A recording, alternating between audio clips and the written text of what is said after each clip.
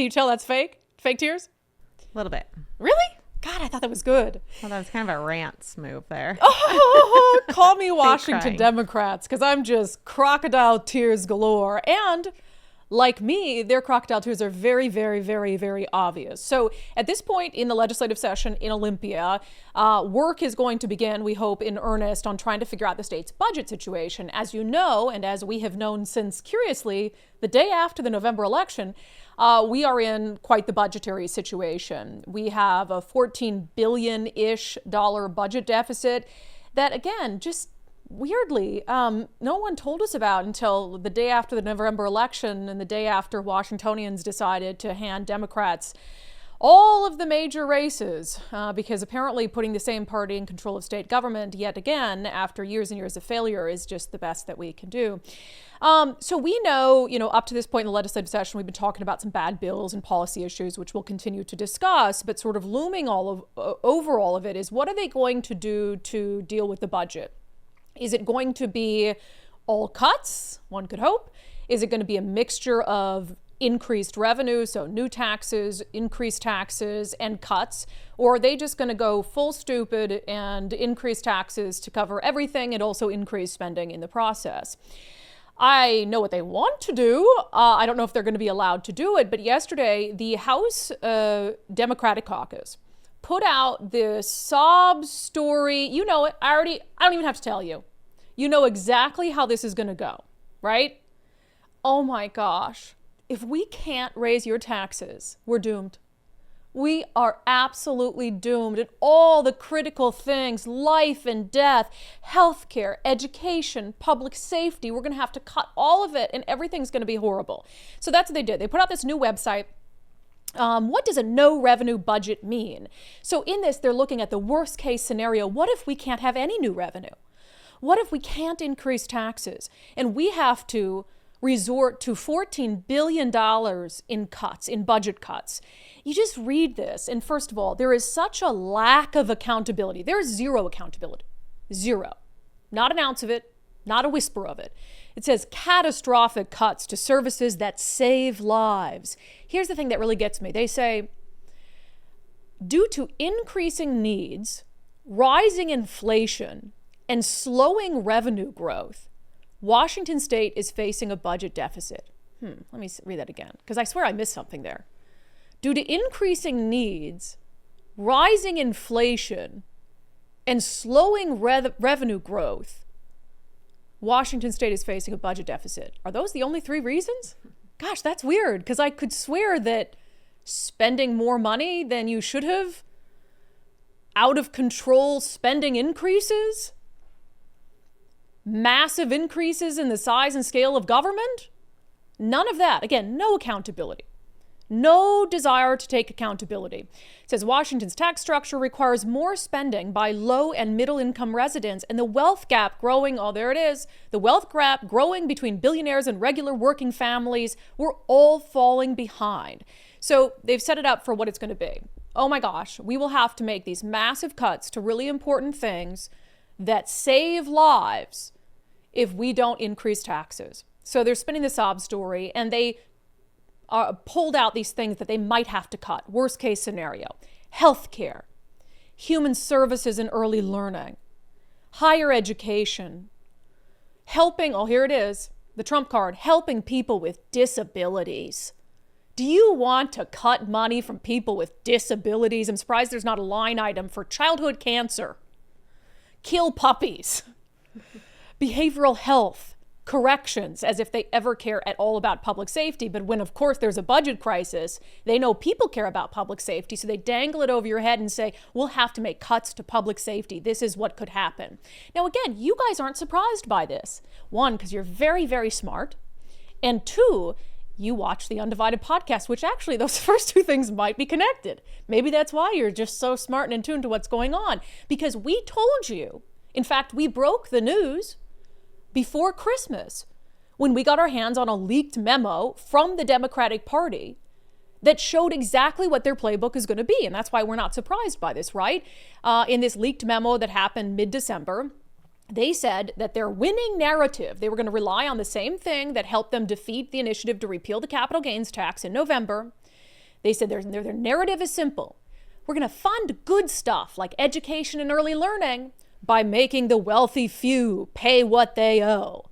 So that is the winning narrative that they used in November to defeat the initiatives that they said they were going to use in mid-December to try to sell you guys on increased taxes.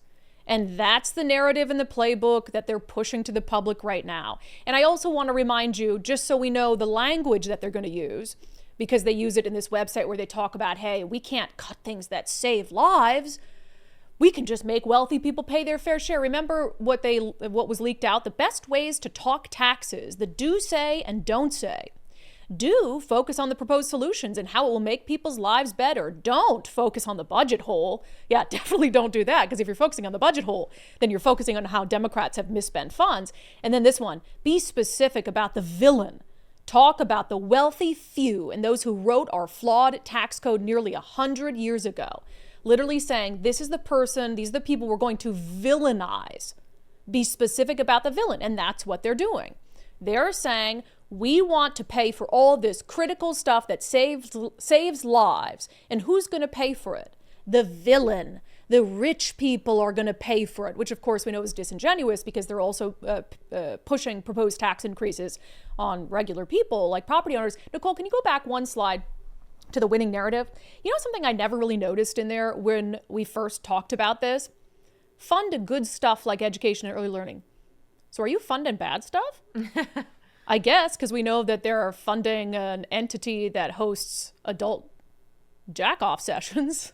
So yeah, but it's like they're telling on themselves, fund the good stuff. What's the bad stuff? Because let's cut that. All the stuff they sneak in. Yeah, all the stuff that they sneak in. Focus on the stuff they care about, because all this other stuff we're funding, they don't care about. Right, 100%. And there was a Republican media availability this morning at 9 a.m. And I thought Representative Kruse did a really good job of explaining, even if all those things have to be cut, right? The fear-mongering, the sob story of, oh my gosh, we'll have to cut from public safety, we'll have to cut from education, we'll have to cut from healthcare, the kids with cancer and the people with developmental disabilities will have to cut. Even if that's true, which it's not, even if it's true, as Representative Chris Corey points out, who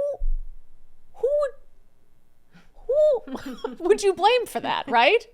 Who did that? Who put us in a budget deficit? Could it be the party that has had complete control in Olympia for the last 15 years and control in the governor's office for the last 40 years? Here's Rep. Chris Corey. In the last 3 bienniums, we have overspent our revenues by $1.9 billion, $2.6 billion, and $4.1 billion in the last 6 years. That's almost $9 billion alone in spending more than we took in.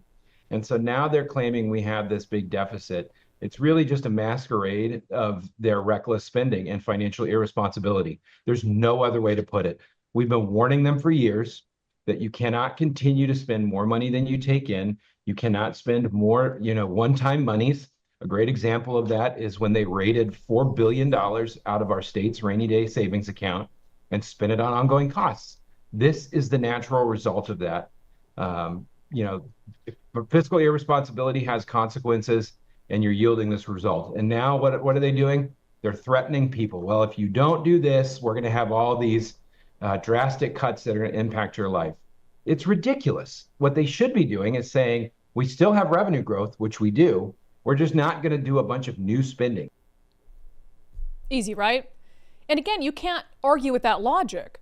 Democrats have had a trifecta in Olympia for much of the last 15 years and really much of the last 25 years, where they control the House, the Senate, and the governor's office, and therefore they control the budget and the spending. They've had the governor's office for 40 years. So if you're going to blame someone for putting our state, despite record revenue, despite the fact our state has been doing fantastic economically, despite the fact in 2019 we had so much money, Republicans were begging them, hey, let's put some of it away. We're in such a good situation. Let's save some money for a rainy day like any good budget-conscious person would do. So despite all of that, if we're in a budget hole now, whose fault is it? If we have to cut those things that they're now saying are so scary we might have to cut, whose fault would that be? if you're upset that they'd have to take money from education, if you're upset that they'd have to take money from public safety and corrections, if you're upset that they'd have to take money from people with developmental disabilities, who should you be upset with? You can't be upset with the Republicans. And if you believe that narrative that they're spinning in their new website, there's a very significant budget deficit due to inflation, growing needs, and slowing revenue growth. If you believe that, I don't know how to wake you up. It's very clear. And even, by the way, even some sane Democrats have admitted as much. What did Bob Ferguson say in his inaugural address when he was sworn into office? We need to be realistic about how we got here. Even he is willing to acknowledge that the spending has been absolutely out of control.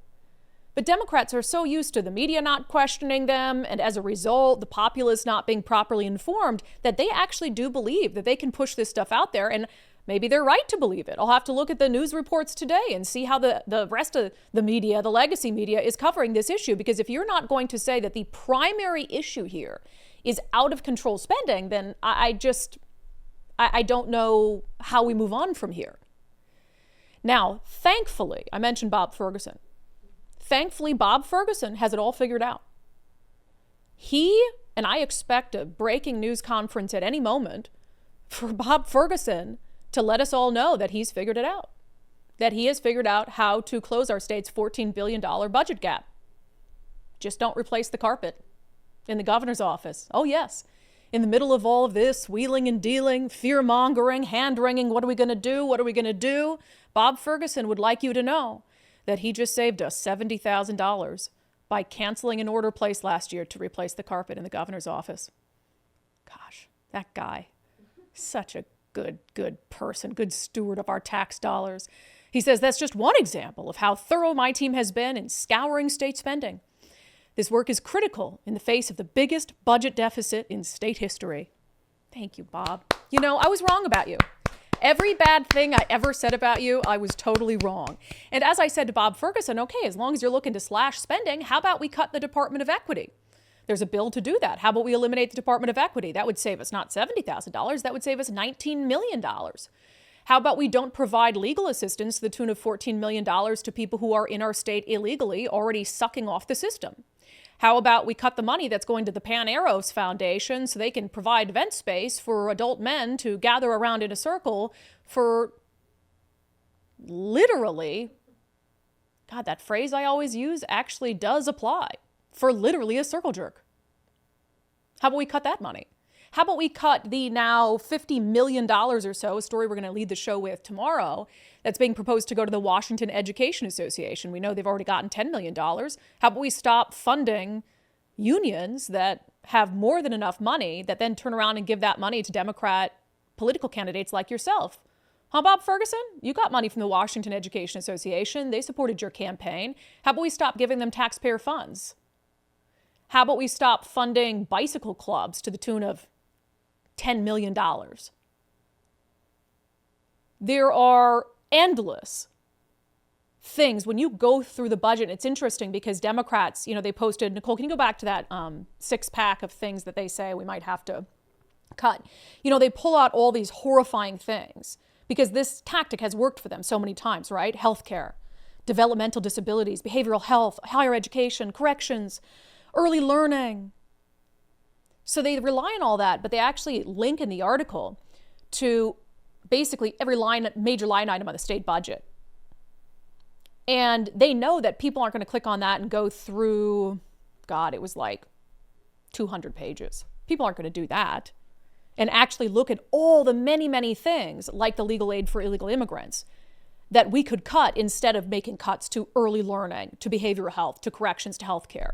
But they know that people, unfortunately, are going to look at that handy little graphic they put forth and be like, oh, that doesn't sound good. Yeah, maybe we should increase taxes. Maybe we should tax businesses out of Washington state. Maybe we should pass a wealth tax. Maybe we should do all those things. And people won't click on the document and look at the hundreds, if not thousands of line items that we could very easily eliminate from the state budget that have really no bearing on Washingtonians and only go to pad the pockets of their cronies and their allies and fund programs that align with them ideologically.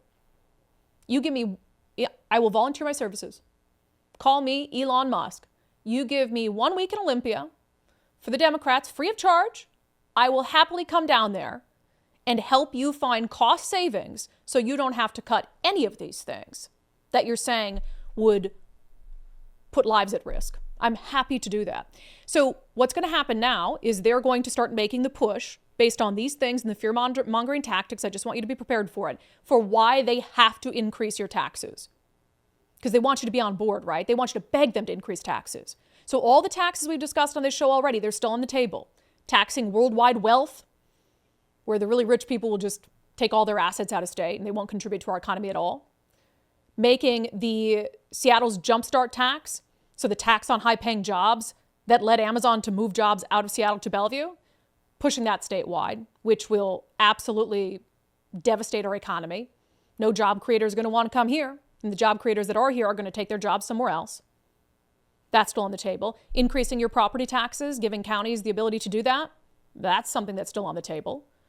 Firearm tax, 11% tax on firearms and ammo, that's a no-brainer. They're of course going to do that. Even Bob Ferguson isn't going to stand in the way of that one, et cetera, et cetera, et cetera. So all the bad taxes that we have talked about on the show still on the table, and this is how they're going to sell them.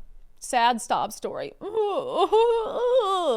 See through it. Encourage your friends and family to see through it as well.